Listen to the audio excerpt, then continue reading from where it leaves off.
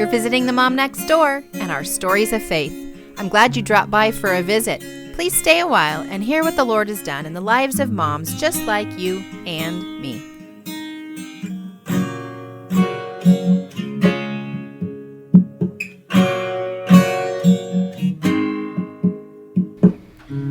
Well, we're back, and this is kind of fun because I knew when I invited Thelma over, we would not just do one session. I knew that I would have her here and we would end up with 2. What I think we've ended up with is 3, but we're not done yet. So here we are for our 4th podcast, and I am going to turn Thelma on to speed round, and she's just going to go for it. And if you missed out on the first 3 podcasts that we did together, you're going to want to check them out because they are meaty and there's a lot of information there. So, Thelma, go for it. Thank you so much, Pam. You are so sweet to have me over. You know, we began talking about being a mother-in-law and what a mother-in-law is. And we hear all of the jokes about bad mother-in-laws, and there are some pretty bad mother-in-laws out there. At this point in my life, now that I'm 63, my friends tell me that I'm their teacher on how to be a good mother-in-law. And the basic thing on being a good mother-in-law is to know that, I know I'm exaggerating, but to say, you are nothing anymore. You are not the main girl. You are not the woman in his life. He went out and he found his own woman. Congratulate him. He found a wife. Finding a wife is a good thing, and you need to butt out and stay out.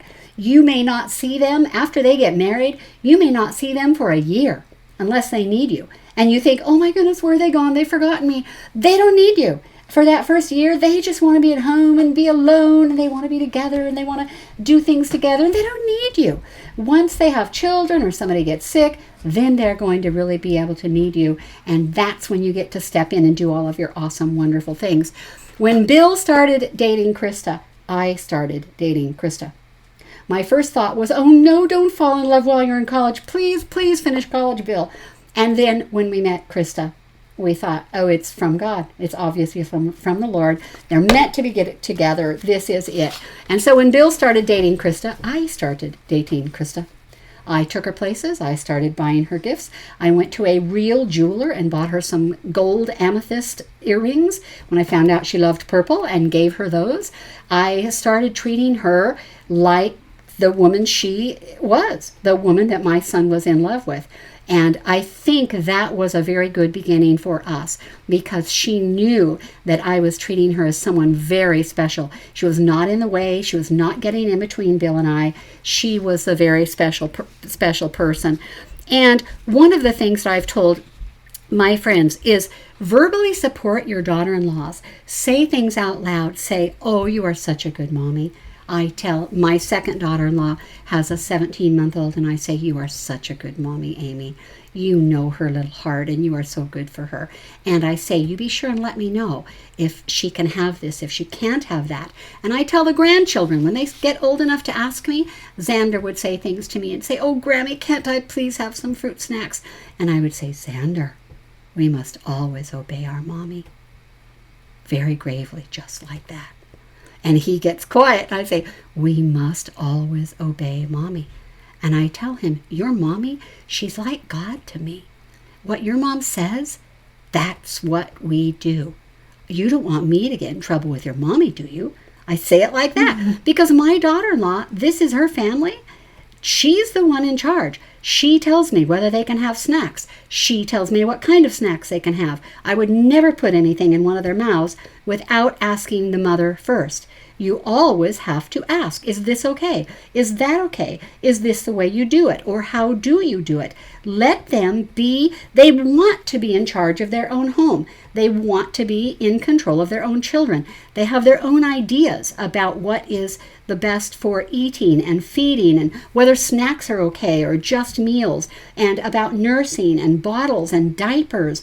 Everyone has their own ideas of how they want to do these things, and my job as a mother-in-law is to find out how they want to do it and to only offer advice if they ask for advice. When Bill and Krista were newlyweds, Bill called me one day and he said, Mom, how do you make such and such recipe? And I started talking about it. I said, how come you're calling me and not Krista? And he said, well, Krista's doing it this other way. And I said, Bill, and I had this I had this freaking out moment where I thought, my relationship with Krista stands on my next few words.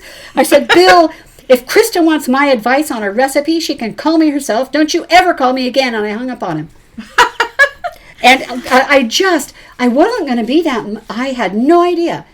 He was calling me, thought I did it differently, and he wanted to know how I did it. And I thought, that's not my place. That's not my place. Jump, get out of here, Thelma. Get out of here and let Krista know I stand with her.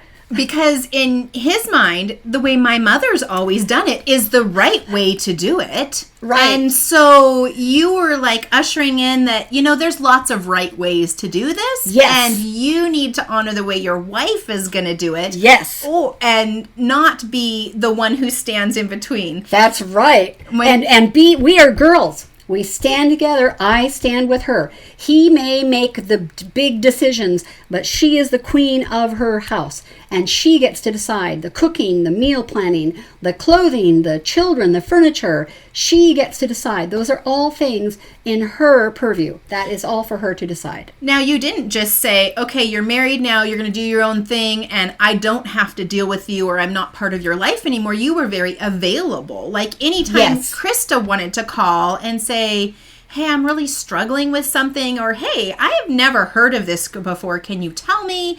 And I think in a way, maybe it seems like you became a sounding board for her. Yes. To discover those things on her own. Yes. When they had their first baby, they were sleepless. The baby was awake at night and slept during the day. And I kept offering help, and Bill kept saying, well, I think we're okay. And a daughter-in-law is different than a daughter. I think a daughter, you can go in there and just sleep there and be there. But a daughter-in-law, you can't do that unless you're invited. You have to stay away. You can drop off food, drop off meals, but you cannot do that unless they invite you. You just don't have that kind of relationship yet. So about week 6, Bill called me and says, Mom, I don't know what we're going to do. Krista's not getting any sleep. The baby's not sleeping. And I don't know why he was calling me. And I said, Bill, I said, you say the word. I can be there in 5 minutes. And I said, if you want, I will stay up with her tonight. I will just stay up with her all night and Krista can sleep. And when she has to eat, I'll wait till she can't be staved off any longer. Then I'll go wake up Krista, let her nurse, and take the baby back and let Krista sleep clear through the night. And then in the morning, you guys get up and I'll just go home. And he says, well, let me ask Krista. And we hung up. And 5 minutes later, he called and he says, yeah, Krista said that would be really nice. And I was so excited. I thought, I'm so excited. I get to go spend the night and stay up all night with the baby.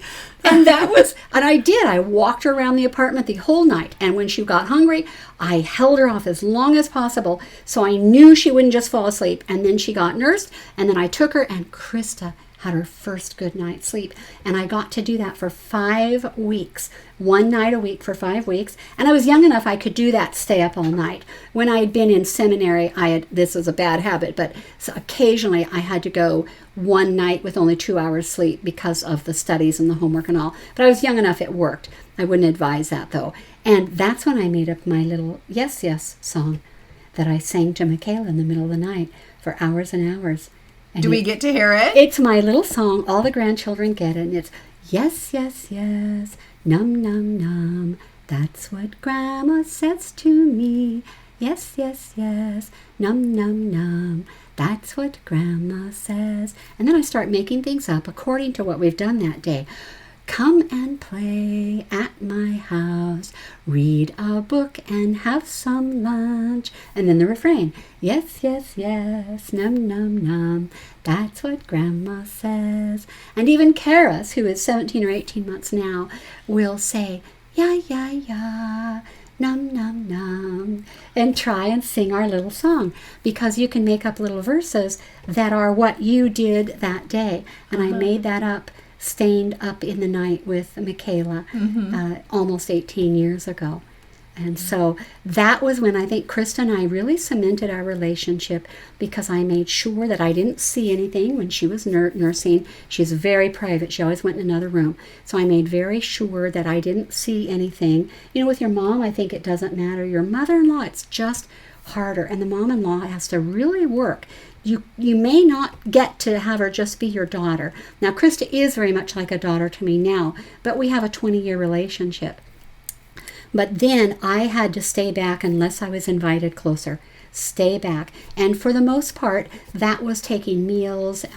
When Krista miscarried, I brought the girls home for several days and let her go through her grieving and the physical process to get that all finished up. It's not always instant. It can be pretty traumatic. Right. And the girls were very traumatized that their baby had died.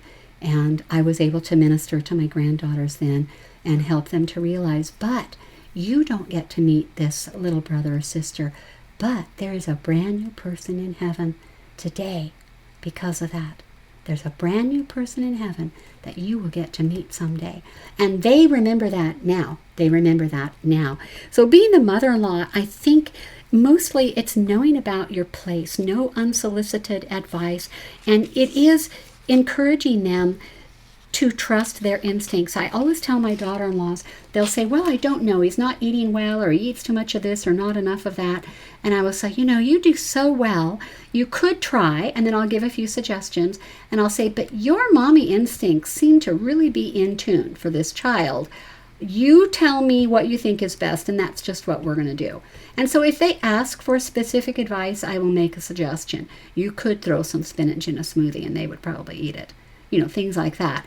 And yet, if they don't ask, I'm not offering unsolicited advice. They are their own woman. They're the wife. They're the mother. It is their family. I really am an outsider, and I need to be invited in as far as she will let me and no further than that.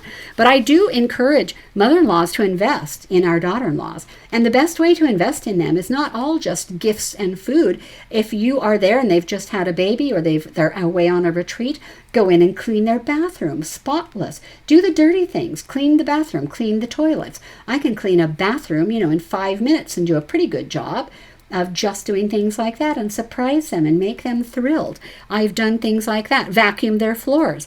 Drop by with foods that are not in their budget. Foods that are grapes and strawberries, things that they can't afford to go buy, that you can. Take them to Easy Orchards and buy everybody a strawberry shortcake. The things that are not going to be in their budget that are so much fun to do. Or meals. We have our families over every Sunday. We have a family dinner every Sunday. No one has to come, and occasionally nobody comes. We let each other know through texting, but it's always only if you are free. If you have other friends, if you have something else to do, we all understand. We don't care. You don't need to come. I don't want to be that mother-in-law that expects them to show up at my house. Then I always overcook. And I always send enough home with both daughter-in-laws that at least one night in the next few days, they don't have to cook. Wow. And so the family dinner is, and they don't have to stay. They don't have to stay late if they're at our house for 3 hours total. That's plenty. And they say, we really need to do some things before the kids go to bed. And I say, yes, you go home and do that. And I pack it all up and we send them off. And that has worked really well because it's just an open invitation. They let us know whether or not they can come, and then we know how much to cook and what to cook. And that works out really well for us. We do a Sunday dinner here too, and we've just kind of like the same thing, texting, let me know if you're going to make it so I make sure I make enough. No reason to make oodles and oodles if I'm just going to be eating it myself all week. Or, we still have other ones at home, but, and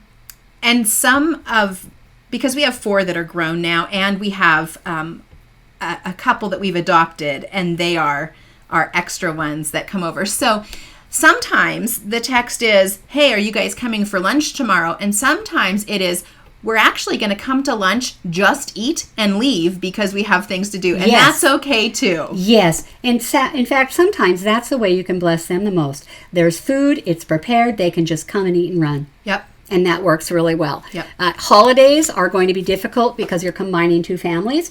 And Krista has multiple siblings. Our boys each just have each other. So the first year that one of them couldn't be with us for Christmas, I was very brave on the phone. They called and said, we're not going to be able to be here for Christmas. And I said, don't you worry, you're married now. You've got to do what you got to do. Don't think and another thing about it. Don't worry at all. I hung up the phone and Mark looked at me and I just burst into tears because it hurt. And there were 3 of us for Christmas that year. Mark and I and our one son. That was it for Christmas. And that was hard, but that's the way it is. That's the way life is. And you have to, they don't, you can cry after you hang up the phone, but on the phone, holidays, your kids, they have to do what works for them. They are a family now. They need to do what works best for their family. And if it includes you, be grateful. Yeah. That is simply the way it is. Holidays are going to be difficult, and as a mother-in-law, you have to stay out of it. They have to make their holiday plans, and it's not going to be planned around you, and that is just the way it is. I even have that with my single, like I have a son in the Army, and I could lament that, oh, we're not all home this Christmas, it's just not the same, and I could just be over emotional about it. The fact is, I've raised him to be an adult. He has his own life, and he can't dictate when the Army allows him to come home, right? Right. So he's missed 2 Christmases. He's hoping that he's going to be here this Christmas. But even though he's missed 2 Christmases and he should be home this year, our daughter, who's married to a Coast Guardman, and we'll have a baby in October, she won't be here this Christmas. Oh. So that kind of comes to, there is a point, there's a reality in the logistics of it, that we may not have everybody. That exact picture that I had may not happen. But the goal was that I raised these children for independence, and I raised them to be able to have their own families. Yes. And that is good. Yes. Yes, it is good. And affliction is part of life, and suffering is part of life. And loss, we talked about that earlier, is part of life. One of my favorite life verses is Psalm 119:71. It is good that I was afflicted, that I might learn your statutes. We don't want to think about affliction being good. But in 2017, I had my second near-death experience when I had my stage 4 cancer. And they sent us home. We didn't know what was wrong. I really thought it was something like a gallbladder. And they sent us home when they found out it was cancer and that it was in the bones. It was stage 4. And they gave me a few weeks to live. And we went home. And for 6 days, we thought I was down to my last few days. It was in the brain. It was in my heart. It was in my liver. It was in my adrenals. It was eating part of my hip. And it was eight of my spine. And it was pretty bad. But Mark and I had 6 days and to plan the funeral, and to plan and to tell him if he wanted to remarry, that was fine with me, and to say our goodbyes. And the grandchildren came over every night to try and spend as much time as they could with me while I still knew their names. I couldn't sign my name or write a phone number because it was in my brain also. And so I was going, and we kind of thought I was going to go back in a week for a morphine drip. And so they came over every night, and the kids were crying, and I said, a lot of people die in car accidents. Or they walk out to their country mailbox and they never come back, hit by cars. They never get to say goodbye. We are very blessed because we get to say goodbye. And there's always a silver lining. And 6 days later then we found out that it was non-Hodgkin's lymphoma, which they can rescue you even from stage 4. There are a lot of things left over, of course, but no more cancer. And so that was actually a blessing.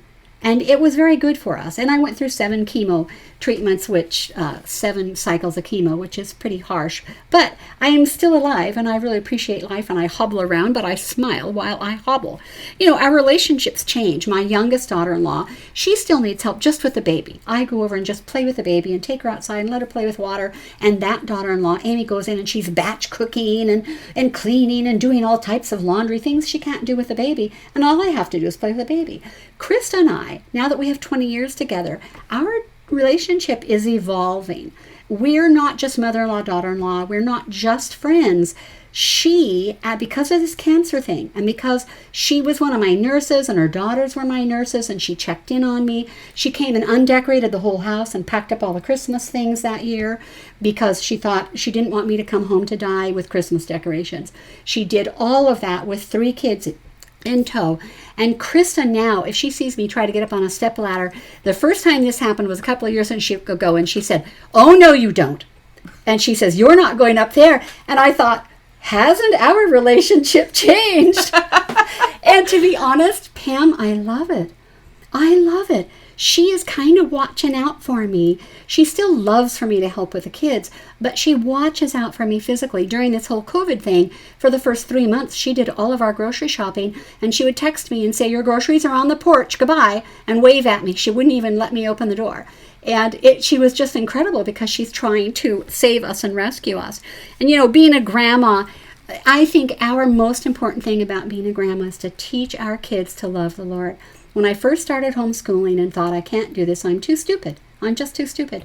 I went to a mom's meeting in Tualatin, and a mother came in with 5 teenage sons. And when I met her sons and saw her sons and listened to her sons reciting the Bible, I went away from that mother's meeting and I thought, if I can have sons like that, I don't care if they know math or science or anything. If I can have sons with that character, that's all that matters. And that was my focus. Teach the Bible, read the Bible, learn the Bible, let all of the other things happen. If you're going on a field trip and something has to give, don't give up Bible. Give up math or science. That may sound bad. Give up math or science. Do the Bible no matter what. If you have to rush through the day or through the week or through the year, don't leave the Bible out. That is your most important subject. And that is my most important subject with my grandchildren. So when Xander had time out a couple of years ago, and it was a holiday, and kids can get extra anxious. He was 6, and holidays can be hard for children, the expectation and all of that, and they get ignored while mom's getting ready. And he had to go to time out and go sit in our room, and he was crying. And I asked Krista, I said, could I go in and pray with Xander? And she said, well, sure. So I went in and I said, Xander, let's pray. And we prayed, dear Jesus, help me to not be upset. I know that you love me and I know mommy loves me. Please help me to obey my mommy. And I told Xander, I said, now take a deep breath. That always helps me. Take a couple of deep breaths. And I said, do you feel any better? And he says, yes, I feel better, And I went out and I told Krista, I said, I think he feels a lot better. And she went in to talk with him, and then he came out. And I thought, okay, Thelma, you did it right. You did it right. You did it right. That was what she needed from me. I just needed to be the removed person, go in there, pray with him. He repented. He was sorry. He was ready to go on with the day. And she is smart enough to realize, okay, his time out was long enough. He repented. And I felt like that was a grandma win, that I did good on my grandma gig that day. Because your job as a grandma isn't to go in and take over and to be the one parenting. It is to cultivate that relationship between child and parent. Yes. And to help honor that relationship between the parent and the child and encourage that. You're there if somebody needs your help, but you are really there as a support system so that the parents can breathe into and can influence their children. Yes. And because Krista has 2 teenage daughters and Xander is 8 now, I take him on Fridays through the summer, and that's his day with me.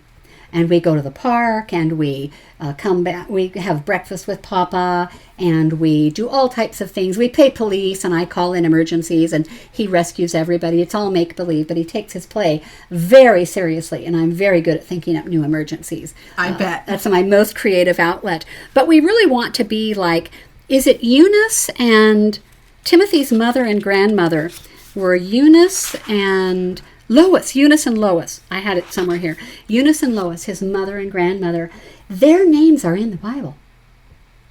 This mother and grandma, their names are in the Bible because of the pattern of woman that they provide for us. And we can think, Lord, I want to be a Eunice. I want to be a Lois. I want to be that mom and that grandmother who raised up my child, teaching them about the Lord. And it is true. They do not need math to survive. They do not need science to survive. Should we teach those? Yes, we certainly should, but not before the Bible. And we are also busy with our many outlets. We very often are skipping something. Don't skip the Bible. Never, ever skip the Bible. And that would be really my, grandchildren. If the crown of the man is his wife, the wife is his crown, makes him feel like a king. In Proverbs 17:6 says, grandchildren are the crown of the aged. Yeah. Isn't that amazing? My crown is my grandchildren, and I want them to walk with the Lord. And Xander sometimes will even talk like me. He says, bless me. Or he says, oh my goodness. Or he says, bless the Lord.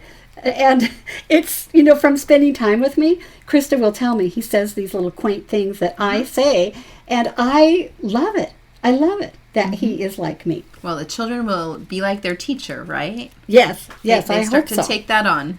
I hope so. I have a friend whose 9-year-old granddaughter was afraid of the dark, and the friend can't be with her in Nebraska. And she got a little church building that has little lights in it, and she sent that to her granddaughter so she would have this little light.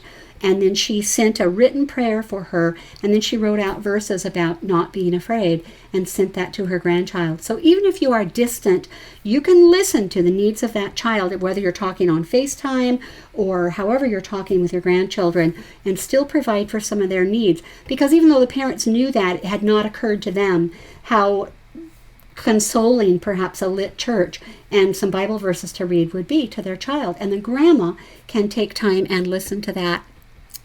My generation is supposed to show the next generation how to live, how to trust God, how to spend our lives for others, and also how to die peacefully and gracefully. I know now that it was hard for my grandma as she was hobbling around with her arthritis. I realize now it's not that she wasn't in pain, it's that she didn't let us see it. She either waited till we were gone or she never talked about it. My grandma was all hostess when we were there. She was all grandma, and she was all there for us. Proverbs 10:7 tells us the memory of the righteous is a blessing.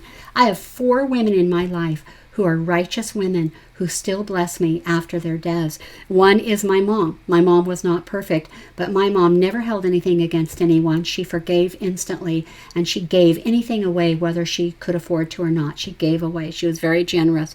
My grandma Thelma, I'm her namesake.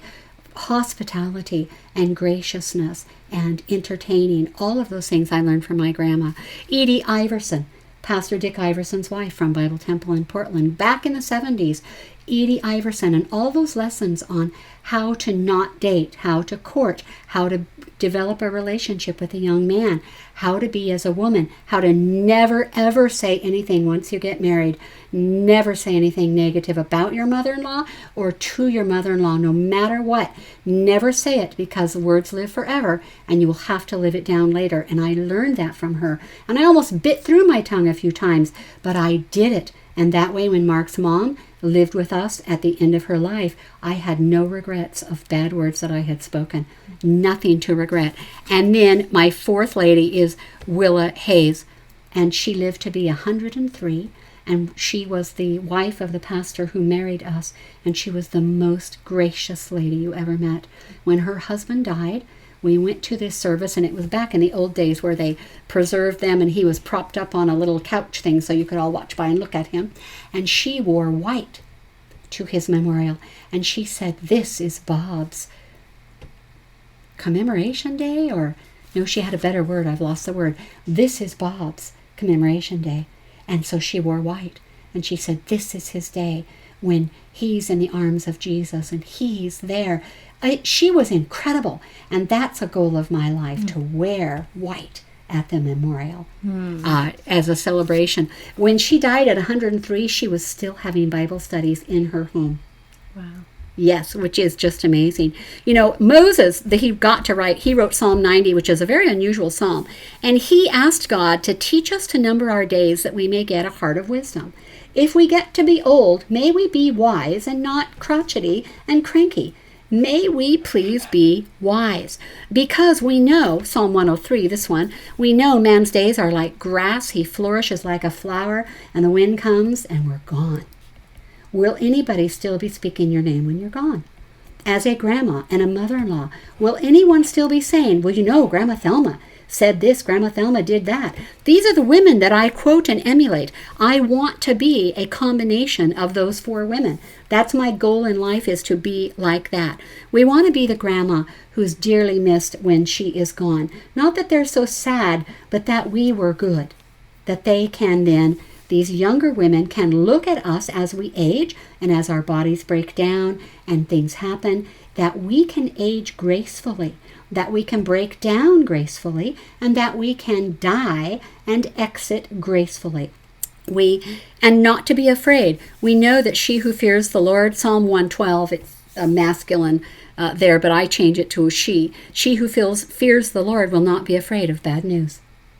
Psalm 112:7. So that when we get cancer, If I get cancer again, we've already had the discussion, I will probably do chemo again. If I get another cancer where there's not a very good prognosis, I probably will not.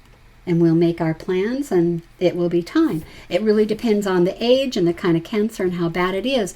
But we as mother-in-laws and grandmas, we are here not for ourselves. We're not here to look cute and buy new clothes and have hobbies and collect things. We are here to train up that coming generation. And women your age and women younger than you and women the ages of my daughter-in-laws, they struggle in life. I remember what it was like to be 20-something and wonder what I'd gotten into. I remember being 30-something and thinking I'm too young to take care of my mother-in-law. I remember 40-something thinking, you mean I won't ever have any more babies? And I remember 50-something thinking, oh my goodness, what has happened to my eyelids and my face? What has happened? And now that I'm in my 60s, I'm almost 63, I can finally say I am completely at peace with where I'm at, with my 8 fractured vertebrae and my hip that's going and my brain that had a few cells nibbled away by the cancer and with the problems and all of that. I'm very content. I'm very happy. God has been very good to me. Mm-hmm. I have few regrets. In fact, I'd like to pray. I think that's a good idea to pray for these young women. Heavenly Father, we lift up the young women who are listening to this podcast. Lord, I pray especially that you would bless Pam for the effort and the time and the work and for the ideas that she has put into this. And I pray that you would use her as a blessing to other women, that she could have that joy of that blessing. Lord, we praise you and we thank you, for you are magnificent. You are awesome. You are incredible. You are the best husband. Those of us who are not married, you are the best husband. Those of us who are middle-aged, you are the best. You are the best father. You are the best husband. As our bodies begin to fall apart and we begin to age, you are the best God with the best plan. You knew that we could not wake up someday at 70 or 80 and just be turned into old people. You knew that it was important that it would happen step by step, day by day, moment by moment, that when we reach the end of our days, we will look back and give thanks to you, and that you will have used us to bless those younger people, to bless those younger generations, to encourage them to walk in you, Father, and to encourage them to read your word, to become more like you, that when the end of our day comes, we will say, all is well, and it is well with my soul. Mm-hmm. Thank you, Lord, for all these opportunities to speak and share, and bless these young women, Lord. Amen. Amen. Wow. Thelma, I have been looking forward to this day of you coming over for so long. Oh, you're so cute. I am not disappointed at all. Oh, you are so cute, Pam. Oh, my goodness. This has been so much fun. And, boy, it's going to be hard to let you go on vacation and do all of the things you have coming up, because I'm just going to want to get a list of things for you to talk about. It's a family vacation. Ah. Both of my sons, their wives, and all of our grandchildren. We're all going together. Oh, that's going to be awesome. Oh, man. So, hey, how about I leave it with this? Because I think that as all of us end up having questions about life, and I would love to pull in resources of women that I know. And so if anyone has a topic that they'd like us to cover, any questions you would like us to answer, maybe it's Thelma, or maybe there's another gal that I could bring on, or maybe you have a friend who is just as amazing as Thelma, though I think that could be an awesome competition. Why don't you email me at podcast@tendingfields.net. I would love to hear from you. Goodbye. I hope that you've been encouraged or challenged in your faith today, and that something we discussed prompts you to grow deeper in your walk with the Lord. If it has, make sure you tell a friend so they can grow along with you. And if you or a friend would like to be a guest and share about God's faithfulness in your life, please email me at podcast@tendingfields.net.